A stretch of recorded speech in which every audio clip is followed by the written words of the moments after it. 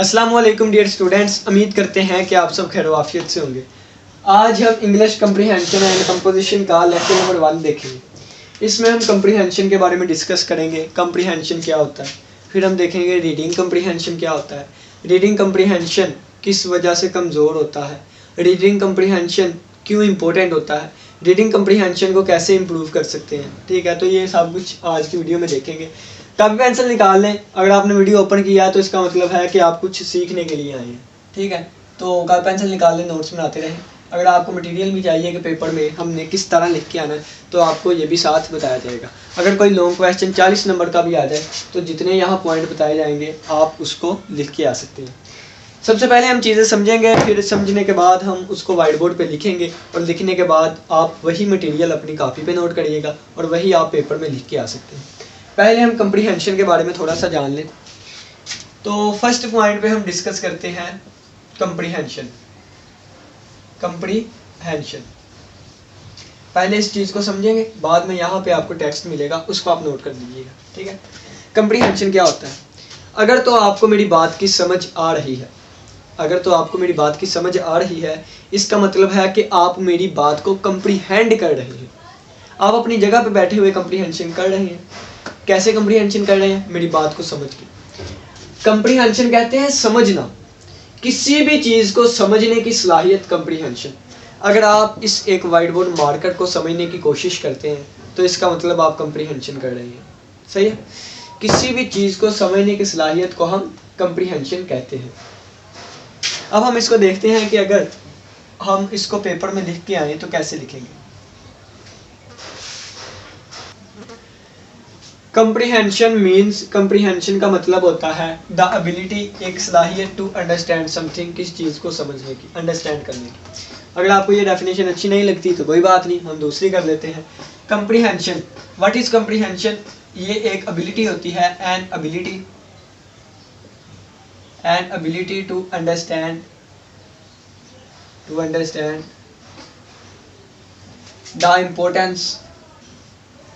The importance or meaning, an ability to understand the importance or meaning of something। ठीक है, कुछ चीज़ों को समझने की जो सलाहियत होती है उसको हम कंप्रीहेंशन कहते हैं। वही बात, अगर आपको मेरी बात की समझ आ रही है तो आप मेरी बात को कंप्रीहेंड कर रहे हैं। ठीक है, और कंप्रीहेंशन का पता चल गया होगा। इसको पेपर में कैसे लिख के आना, ये नोट्स पे अपने तैयार कर लें। अब हम देखते हैं रीडिंग कंप्रीहेंशन। रीडिंग कंप्रीहेंशन क्या होती है। अब हम बात करते हैं रीडिंग कंप्रीहेंशन के बारे में। जब हम रीडिंग कंप्रीहेंशन के बारे में बात करें, यानी कि अब हम बात करेंगे रीडिंग कंप्रीहेंशन के बारे में, रीडिंग कंप्रीहेंशन के बारे में।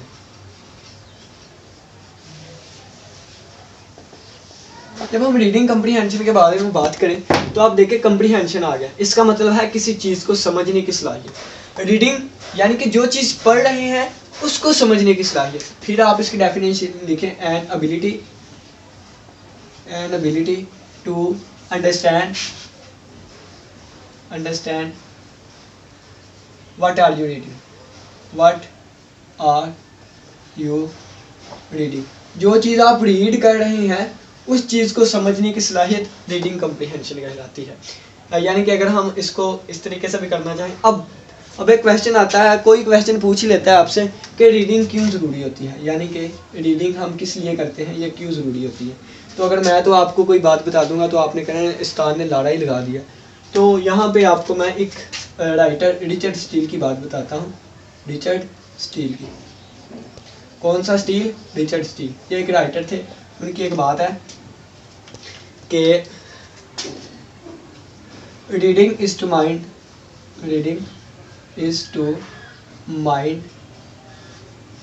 What exercise is to body. अगर आपने अपनी बॉडी को फिट रखना है तो उसके लिए आप एक्सरसाइज करते हैं। एक बॉडी के लिए जितनी ज़रूरी एक्सरसाइज होती है, माइंड को फ्रेश करने के लिए उतनी ही ज़रूरी रीडिंग होती है। माइंड को फिट रखने के लिए उतनी ही ज़रूरी रीडिंग होती है। ठीक है, तो ये रीडिंग कम्प्रीहेंशन क्या होता है, एक एबिलिटी होती है किसी भी चीज़ को अंडरस्टैंड करने की। इसके अलावा एक और बड़ा मज़ेदार सेंटेंस आता है कि आई अंडरस्टैंड, अपने नोट्स पे लाजमी लिखिएगा, I understand what I read, यानी कि मैं उसको अंडरस्टैंड करता हूँ जो मैं रीड करता हूँ। ठीक है, I understand what I read, तो आप इसको नोट्स पे क्लियर कर लें। रीडिंग कम्प्रीहेंशन क्या होता है, एक एबिलिटी होती है किसी भी चीज़ को समझने की जो कि आप रीड कर रहे हैं। रीडिंग क्यों ज़रूरी होती है, रिचर्ड स्टील ने कहा है कि रीडिंग माइंड के लिए उतनी ही ज़रूरी है जितनी एक बॉडी के लिए एक्सरसाइज। ये एक मज़े का सेंटेंस के जो मैं पढ़ता हूँ वो उसको अंडरस्टैंड करता हूँ, I understand what I read. ठीक है, इसको नोट करें। फिर हम आगे देखते हैं कि हम एक टेक्स्ट को कम्प्रीहेंड क्यों नहीं कर पाते, तो इसको नोट करें। नेक्स्ट हम देखते हैं why we cannot understand a text, why we cannot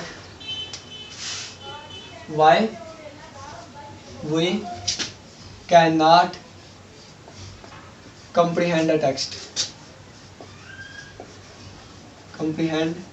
a text, यानी कि अब टेक्स्ट को हमने comprehend करना है, टेक्स्ट को हमने समझना है, तो हम टेक्स्ट को क्यों नहीं समझ पाते, तो इसके पीछे क्या रीज़न है, इसके पीछे कम इल्म होता है, कम इल्मी, यानी कि लैक नॉलेज होता है,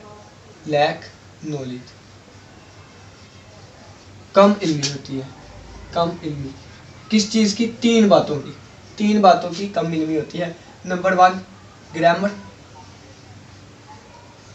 वन ग्रामर की, जैसे हमें नाउन के बारे में ना पता हो, प्रोनाउन के बारे में ना पता हो, कंजक्शंस, वर्ब, एडवर्ब, इनके बारे में ना पता हो।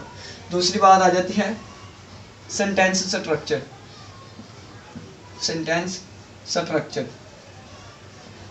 हमें सेंटेंस के स्ट्रक्चर के बारे में ना पता हो, यानी कि वर्ब कहाँ पे आना है, सब्जेक्ट कहाँ आना है, ऑब्जेक्ट कहाँ पे आना है, कंजक्शंस कहाँ कैसे यूज़ करने हैं, ट्रांजिशनल टेक्स्ट, वो सारा इसमें आ जाता है।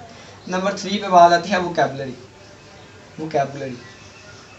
यानी कि हमें वर्ड्स का नहीं पता, कहाँ पे कौन सा वर्ड्स कैसे यूज़ करना है, सिनोनिम कौन से होते हैं, होमोफोन्स कौन से होते हैं। ठीक है, हमें ग्रामर का कम इल्म होता है, सेंटेंस स्ट्रक्चर का कम इल्म होता है, या वोकैबुलरी हमारी ठीक नहीं होती, इस वजह से हम एक टेक्स्ट को कम्प्रीहेंड नहीं कर पाते। ठीक है, अब हम देखते हैं कि इसको कैसे इम्प्रूव करेंगे। अब इसको देखने से पहले हम इसकी इम्पोर्टेंस समझ लें कि रीडिंग कम्प्रीहेंशन ज़रूरी क्यों होती है। ठीक है, Y reading comprehension is so important, यानी कि हम इसकी इम्पोर्टेंस देख लें कि ये ज़रूरी क्यों होती है। इम्पोर्टेंस,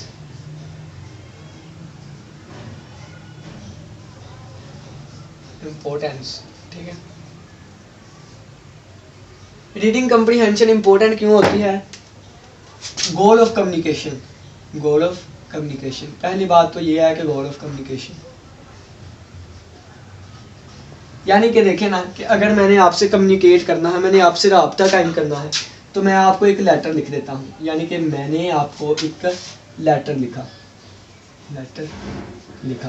तो यहाँ पे आप है, तो लेटर के ज़रिए मैं आपसे कम्युनिकेट कर रहा हूँ।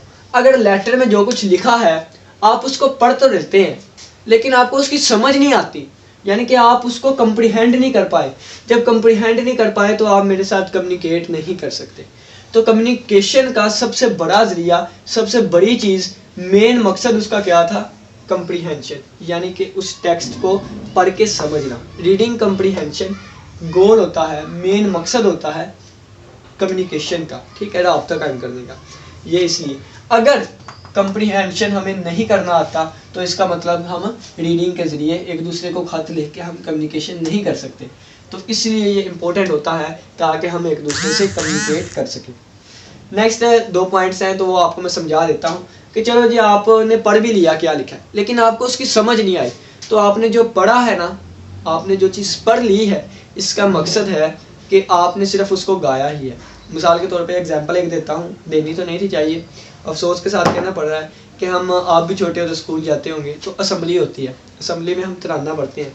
तराना कौन सा, पाक सरजमीन शादिबाद ईश्वर हसीन शाद, ये वाला तराना हम पढ़ते हैं। तो तराना हमें पता तो है कि ये लफ्ज़ लिखा हुआ है, पाक लिखा हुआ है, सर लिखा हुआ है, पाक सरजमीन, ये लफ्ज़ लिखे हुए हैं, हम उनको रीड भी करते हैं, पढ़ते भी हैं, लेकिन हमें उनका मतलब नहीं पता। क्यों नहीं पता? फारसी में तराना लिखा हुआ है तो हमें उनका मतलब नहीं पता, यानी कि हम उनको रीड तो करते हैं लेकिन हम उनको कंप्रीहेंड नहीं कर पाते। हम उनको रीड तो कर लेते हैं लेकिन उसको समझ नहीं पाते, यानी उसको कंप्रीहेंड नहीं कर पाते। तो इसका मतलब क्या है कि हम सिर्फ उसे ऐसे ही गाई जा रहे हैं, गाई जा रहे हैं, गाई जा रहे हैं, पढ़ी जा रहे हैं, लेकिन उसकी समझ नहीं आती। ठीक है। तीसरी बात ये कि उसके अंदर जो इंफॉर्मेशन लिखी होगी, अगर एक टेक्स्ट या जो पाकिस्तान का तराना ही लगा लें जो भी है, उसमें जो कोई चीज़ लिखी हुई है, अगर हमने उससे फ़ायदा उठाना है तो पहले उसको समझना होगा। ठीक है। तो समझने के लिए रीडिंग कम्प्रीहेंशन, रीड करके उसको समझना, रीडिंग कम्प्रीहेंशन। जब हम उसको समझेंगे ही नहीं तो हम उसमें लिखी हुई इंफॉर्मेशन से फ़ायदा कैसे उठा सकते हैं। ठीक है। अगर आप वो देखा ना, एक स्टोरी भी थी, स्टोरी क्या थी कि हाँ, दो स्टोरियाँ याद आई। एक मेरे भाई ने व्हाट्सएप के स्टेटस पर लगाई थी, एक वो वाली बताता हूँ, एक और थी। तो ये देखें ना कि चीज़ों को समझाने के लिए आप किसी भी चीज़ का साथ ले सकते हैं, बस आपको समझ आनी चाहिए। अगर समझ ना आए तो कमेंट सेक्शन आपके लिए 24 घंटे ओपन है, जब मर्जी आप कमेंट करिएगा, मैं आपको बेहतर बताने की कोशिश करूँगा एक न्यू वीडियो में। ठीक है। तो एग्जाम्पल ये है कि एक वालदा थी तो उसका एक बेटा था, यानी कि एक औरत थी और उसका एक बेटा था। उसके बेटे ने ना, उसने लोगों के घर काम कर करके पैसे जोड़े थे और उसको अपने बेटे को बाहर के मुल्क भेज दिया। जब बाहर के मुल्क भेज दिया तो उसने मसलन के वहाँ से ना चिट्ठियाँ भेजता था, चिट्ठियाँ। तो उसकी माँ को ये होता है कि वो सिर्फ ख़त भेजता है और ख़त में कुछ भी नहीं होता है, यानी कि ख़त भेजता है, उसको कौन सा ख़त पढ़ना आता था, वो उसको ओपन करके देखती ही नहीं थी। उसे ये था कि मेरा बेटा अपना हाल हवाल बताता होगा, तो उसने कभी पढ़ने की कोशिश नहीं की, बस चूम के साइड पर रख दे, चूम के वो चिट्ठी साइड पर रखती गई, साइड पर रखती गई। उस औरत को इतनी ज़्यादा पैसों की ज़रूरत थी, वो भूख से मर गई, लेकिन जब चिट्ठियों को खोला गया तो उसके अंदर पैसे थे। यानी कि वो इतने बुरे मकान में रहती घटिया मकान में वो मारे गई, लेकिन उसने खोल के नहीं देखा। खोल के देखती तो उसे पता चलता कि उसके अंदर पैसे हैं। इसी तरह यह है कि जो इसके अंदर इंफॉर्मेशन लिखी हुई है, हम उससे कभी भी फ़ायदा नहीं उठा सकते जब हम उसे समझने की कोशिश नहीं करेंगे। ठीक है। और इसके अलावा एक और एग्जाम्पल थी, मेरे भाई ने कहा था, उसने व्हाट्सएप पे स्टेटस लगाया हुआ था, एक छोटी सी स्टोरी थी, पीछे एक थोड़ा सा म्यूज़िक लगा हुआ था, और वो ये था कि हाँ, एक दिन ना लड़के ने लड़की की बुक में एक लेटर रख दिया, तो वो लेटर पे कोई पर्सनल चीज़ लिखी हुई थी, प्यार मोहब्बत की। तो उस लड़की ने ओपन कर लिया, गुस्से तो हुई पहले, लेकिन फिर उसने क्या किया कि उसने भी ना उसके रिप्लाई में लड़के की बुक में वो रख दिया लेटर। तो वो लड़का, मैं कहता हूँ कि जलील हो गया, 2 साल 3 साल जितने कॉलेज छोड़ के चला गया। उसने लड़की से कहा मेरा रिप्लाई क्यों नहीं किया? उसने कहा कि आज तुम्हारी बुक में मैंने रिप्लाई लिखा तो था। लड़के जो होते हैं वो बुक्स ओपन नहीं करते हैं, तो वो बुक्स नहीं ओपन करते, तो अगर बुक ओपन कर लेता तो आज उसके साथ शादी होती, लेकिन उसने बुक ओपन नहीं की। उसकी शादी पे जाके उसका रिप्लाई पूछा तो उसने बताया मैंने तो उस वक्त तुझे रिप्लाई दे दिया था, अपनी बुक तो ओपन करके देख लेते। तो यही बात है, जो चीज़ है उसको समझने की कोशिश भी किया करे। ठीक है। तो ये टेक्स्ट के अंदर जो भी लिखा है हम उससे उसी वक्त फ़ायदा उठा सकते हैं जब हम इसको समझेंगे। अब नेक्स्ट ये चीज़ भी हो गई। अब हम इसको देखते हैं कि अगर पेपर में हमारे पास ये क्वेश्चन आ गया तो हम इम्पोर्टेंस में हैं या हम लिखेंगे Y reading comprehension is so important, कि रीडिंग कम्प्रीहेंशन इतनी ज़्यादा इंपॉर्टेंट क्यों है। तो ये आपको मैंने समझा दिया है। अब मैं टेक्स्ट लिख के बताता हूँ जैसे आपने पेपर में लिख के आना है। तो चलिए जी, ये अब हम पेपर में लिख के आएंगे इम्पोर्टेंस, यानी कि Y reading comprehension is so important, reading comprehension इतनी ज़्यादा इंपॉर्टेंट क्यों है। Comprehension is the goal of communication. Comprehension जो होती है वो राब्ता कायम करने का गोल होती है, यानी कि हाँ। और दूसरा पॉइंट है without reading comprehension, reading comprehension के बगैर reading is nothing more than tracking symbols on a page. अगर एक पेज पे आपके पास कुछ लफ्ज़ लिखे हुए हैं, कुछ वर्ड्स लिखे हुए हैं, अगर आपको नहीं पता वो वर्ड्स क्या लिखे हुए हैं, तो आप अपनी आइज़ से सिर्फ सिंबल्स को, यानी सिंबल क्या होता है, सिंबल निशानात ही होते हैं जो हमें नहीं पता क्या है, तो ट्रैकिंग सिंबल को ट्रैक कर रहे हैं पेज के ऊपर विद योर आइज़, अपनी आंखों के साथ। अगर आप उनको पढ़ रहे हैं तो एंड साउंडिंग दैम आउट, तो इसका मतलब आप उसको गा रहे हैं, साउंड कर रहे हैं। ठीक है, उसके आवाज़ निकाल रहे हैं जो लिखा हुआ है। अब तीसरा पॉइंट बहुत ज़्यादा इंपॉर्टेंट है, पहला और तीसरा इंपॉर्टेंट है, दूसरा छोड़ भी दे तो कोई बात नहीं। Reading comprehension is important, reading comprehension important है, अहम है, बिकॉज क्योंकि विदाउट इट, क्योंकि इसके बगैर reading does not provide the reader with any information, क्योंकि इसके बगैर रीडिंग जो है वो पढ़ने वाले को कोई भी इंफॉर्मेशन मुहैया नहीं करती। रीडिंग कम्प्रीहेंशन इसलिए इम्पोर्टेंट है क्योंकि इसके बगैर जो रीडर है उसको रीडिंग कोई भी इंफॉर्मेशन मुहैया नहीं करती, कोई भी इंफॉर्मेशन नहीं देती। ठीक है, तो ये हमने इंपॉर्टेंस देखी रीडिंग कम्प्रीहेंशन क्यों इंपॉर्टेंट है। स्क्रीनशॉट लेने अगर आपने लेना। चलो जी, अब हम देखते हैं रीडिंग कम्प्रीहेंशन किन वजह से हमारी कमज़ोर होती है। कम इल्मी की वजह से। किस चीज़ की कम इल्मी? सेंटेंस स्ट्रक्चर की, ग्रामर की, और नंबर 3 वोकैबुलरी की। ठीक है, अब हम देखते हैं रीडिंग कम्प्रीहेंशन को कैसे इम्प्रूव किया जा सकता है। How to improve reading comprehension skill.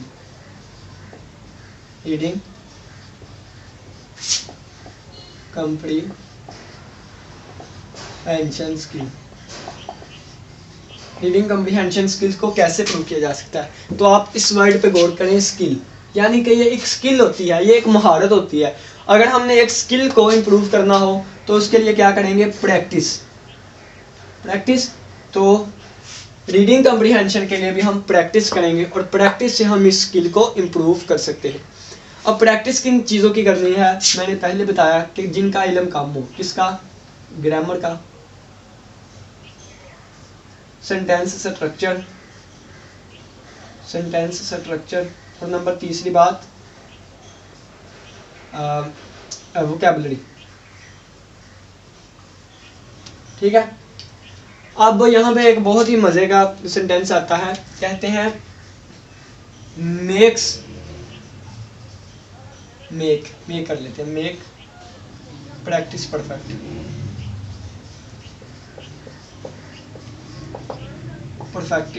Practice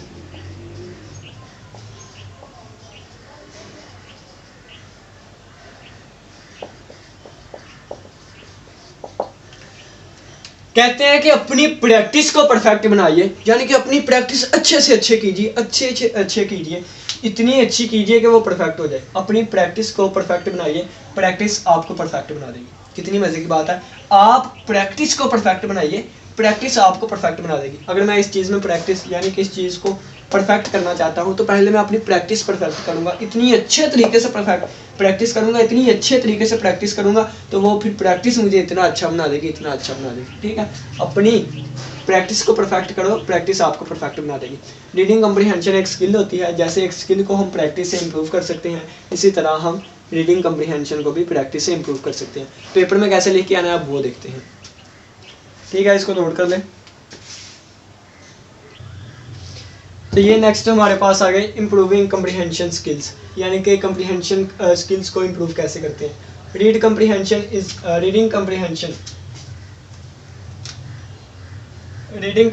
is a skill. Reading comprehension एक स्किल होती है, एंड लाइक अ स्किल, और एक स्किल की तरह इट कैन बी इम्प्रूव्ड, इसको इम्प्रूव किया जा सकता है विद प्रैक्टिस के साथ। ठीक है, इसके अलावा कुछ अदर वेज होते हैं, कुछ दूसरे रास्ते होते हैं जिनके जरिए हम कम्प्रीहेंशन स्किल को इम्प्रूव कर सकते हैं। नंबर 1 पॉइंट आता है, read a variety of material की मुख्तलिफ वैरायटी पढ़े। Do not limit yourself to text book, अपने आप को सिर्फ टेक्स्ट बुक तक ना रखें। अब देखिए, अगर आपने एक टॉपिक समझना है, एक बुक पढ़ ली तो आपको थोड़ी सी समझ आ गई। अब अगर आप उसके बारे में मज़ीद समझना चाहते हैं, अपनी कम्प्रीहेंशन मज़ीद बेहतर करना चाहते हैं उस टॉपिक के मतलब, तो आपको क्या होगा? Do not limit yourself to text book, अपने आप को सिर्फ टेक्स्ट बुक की हद तक ना रखें। एक बुक पढ़ेंगे तो एक बुक तक की इन्फॉर्मेशन मिलेगी, 2 बुक्स पढ़ेंगे तो 2 तक की समझ आएगी, 3 पढ़ेंगे 3 तक की, यानी कि अपने आप को सिर्फ एक मटेरियल तक, एक टेक्स्ट बुक तक ही लिमिट ना रखें, बाहर बुक से बाहर निकल के भी देखें। ठीक है, दूसरा पॉइंट आता है, सर्कल अननोन और अनफेमिलियर वर्ड्स। जो सब वर्ड्स आपको समझ नहीं आते उनको आप सर्कल करें। अब जो 3 पीछे पॉइंट पढ़ के आए हैं, जो 3 पॉइंट्स पीछे पढ़ के आए हैं, उसी की सारी समरी है यहाँ, यानी कि जो अनफेमिलियर वर्ड्स और अननोन वर्ड्स होंगे उनको हाईलाइट करना है, उनको सर्कल करना है। तो वो क्या है? वोकैबुलरी का ताकि हमें पता चले। ठीक है, वोकैबुलरी, ग्रामर के बारे में पता चले, ग्रामर और सेंटेंस स्ट्रक्चर, वही 3 पॉइंट्स को यहाँ एक्सपेंड करके लिखा हुआ है। आफ्टर रीडिंग करने के बाद recall as much of the information possible, read करने के बाद जितनी हो सके इंफॉर्मेशन को दोबारा रिकॉल करें, दोबारा उनकी रिकॉल करें, यानी कि हमें अपने जहन में उसको दोहराएं जितना पॉसिबल हो सके। नेक्स्ट पॉइंट है, consider how interesting the subject matter is and how much you already know about the subject, ये कंसीडर करें कि सब्जेक्ट कितना ज़्यादा इंटरेस्टिंग है और आप इसके बारे में पहले कितना जानते हैं। ठीक है। नंबर 5वां point, answer question about the material after reading it. आपने कोई मटेरियल पढ़ लिया है तो बाद में अपने आप से उस मटेरियल के मुतालिक आंसर क्वेश्चन करें। जैसे ये हमने एक मटेरियल पढ़ा था, तो अब मैं आपसे आंसर क्वेश्चन करता हूँ कि रीडिंग कम्प्रीहेंशन जो हम पढ़ के आए, कम्प्रीहेंशन क्या होता है।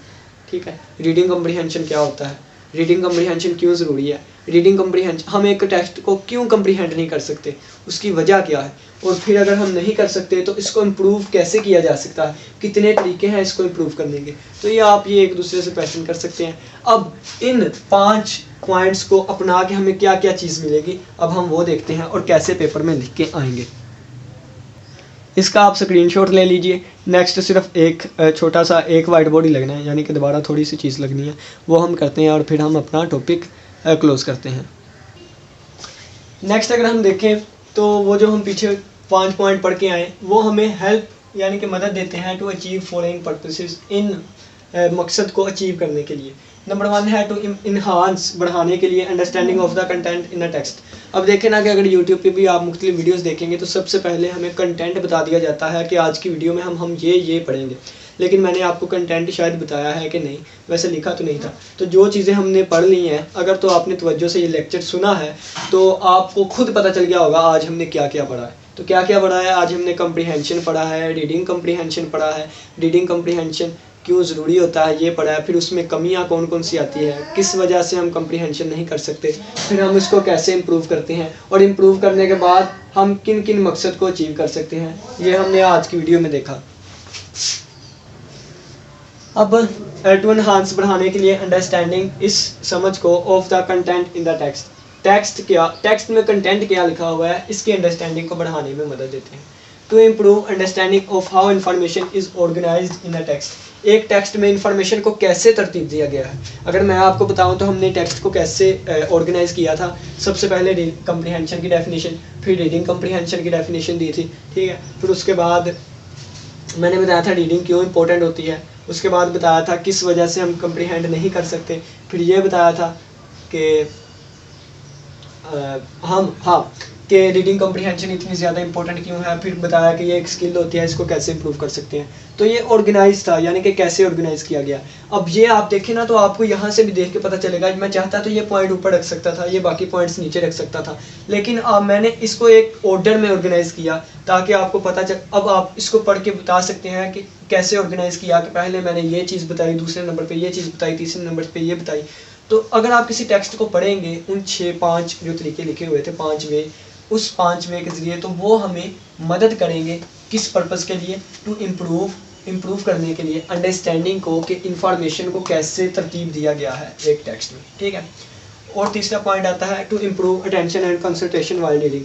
मैंने पढ़ने से पहले कहा था कि अगर आप मेरे समझने चाहते हैं ये चीज़ें तो आप कमरे बंद कर दें और सारा फोकस यहाँ पे होना चाहिए। जब आप किसी चीज़ में गुम हो जाते हैं तो इसका मतलब है आपकी इंटेंशन, कंसंट्रेशन इम्प्रूव होती है रीडिंग के ज़रिए। ठीक है, अगर आप उन 5 पॉइंट्स को जहन में रखेंगे और उसके ज़रिए रीडिंग करेंगे तो आपकी अटेंशन और कंसंट्रेशन इम्प्रूव होगी।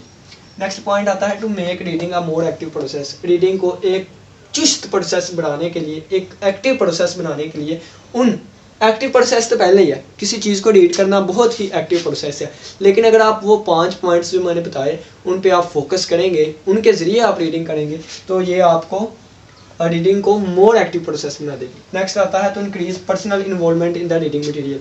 ये होता है कि आप रीड कुछ कर रहे हैं लेकिन आपका जहन कहीं और पे है, यानी कि आप पर्सनली उस चीज़ में इन्वॉल्व नहीं हो रहे, लेकिन जो 5 पॉइंट्स बताए हैं इसके पीछे वो हमें मदद देते हैं कि आप पर्सनली, यानी कि ज़ाती तौर पे उस चीज़ में इन्वॉल्व हो जाए, पर्सनली इन्वॉल्व हो जाए। टू प्रमोट क्रिटिकल थिंकिंग, अगर आप उन 5 पॉइंट्स को मद्देनज़र रखेंगे तो ये आपकी क्रिटिकल थिंकिंग को प्रमोट करेगा, यानी कि आप पेचीदगी से सोचना स्टार्ट करेंगे, कैसे सोचते हैं, यानी कि जहाँ पे लोगों की कम सोच जाती है आप उस हद तक सोचेंगे। इसको कहते हैं प्रमोट क्रिटिकल थिंकिंग, पेचीदगी की सोच को प्रमोट करेगा। उम्मीद करते हैं कि आज के लेक्चर की समझ आई होगी। कम्प्रीहेंशन, थोड़ा सा खुलासा ले लेते हैं, लेक्चर खत्म हो गया। खुलासा ये कम्प्रीहेंशन, किसी भी चीज़ को समझने की सलाहियत कम्प्रीहेंशन, जो चीज़ आप पढ़ रहे हैं उसको समझने की सलाहियत रीडिंग कम्प्रीहेंशन। रीडिंग हम किसी टेक्स्ट को और कंप्रीहेंड क्यों नहीं कर पाते? कम इल्मी की वजह से, या ग्रामर की कम इल्मी, या सेंटेंस के स्ट्रक्चर की कम इल्मी, या वोकैबुलरी की कम इल्मी। फिर हमने देखा कि रीडिंग कम्प्रीहेंशन क्यों इंपॉर्टेंट है, क्योंकि ये गोल ऑफ कम्युनिकेशन होता है, कम्युनिकेशन का गोल होता है। नंबर 2, अगर हमें ये नहीं पता क्या लिखा है लेकिन हम इसको पढ़ रहे हैं तो इसका मतलब हम मुंह से आवाज़ ही निकाल रहे हैं और सिंबल्स को ट्रैक ही कर रहे हैं, ठीक है। रीडिंग कम्प्रीहेंशन इसलिए इंपॉर्टेंट होती है कि जो चीज़ लिखी हुई है उससे हम फ़ायदा उठा सकें, ठीक है। रीडिंग कम्प्रीहेंशन को इम्प्रूव कैसे करते हैं? ये एक स्किल है, और जैसे एक स्किल को इम्प्रूव करते हैं वैसे ही इसको इम्प्रूव कर सकते हैं प्रैक्टिस के ज़रिए। आप अपनी प्रैक्टिस को परफेक्ट बनाइए, प्रैक्टिस आपको परफेक्ट बना देगी। नेक्स्ट पॉइंट था कि बाकी जो 6-5 वेज हम पढ़ के आए कि अपने आप को टेक्स्ट बुक तक नहीं रखना, ठीक है। आपने अनफेमिलियर और अननोन वर्ड्स को हाईलाइट करना है। इसके अलावा आपने देखना है कि सब्जेक्ट कितना इंटरेस्टिंग है, और इसके अलावा कौन से पॉइंट्स हैं, सब्जेक्ट कितना इंटरेस्टिंग है ये भी आपने देखना है। एंड पे आंसर क्वेश्चनिंग करने हैं, ठीक है। और इसके अलावा पॉइंट्स आपने लिखने हैं। वो कौन सा पॉइंट था जो पॉइंट्स लिखने थे? रीडिंग करने के बाद जितना हो सके उतना अपनी इन्फॉर्मेशन को रिकॉल करना। फिर वो जो 5 पॉइंट्स हैं ये वाले, ये हमें मदद देंगे कि टेक्स्ट में कंटेंट क्या है इसको अंडरस्टैंड करने के लिए, टेक्स्ट में इंफॉर्मेशन को कैसे तरतीब दिया गया है इसको अंडरस्टैंड करने के लिए, हमारी अटेंशन और कंसंट्रेशन को इम्प्रूव करने के लिए, रीडिंग को मोर एक्टिव प्रोसेस बनाने के लिए, हमारी पर्सनल इन्वॉल्वमेंट को इंक्रीज़ करने के लिए, और क्रिटिकल थिंकिंग को इम्प्रूव करने के लिए। इसी के साथ इजाज़त दीजिए। अल्लाह हाफिज़, अल्लाह निगहबान।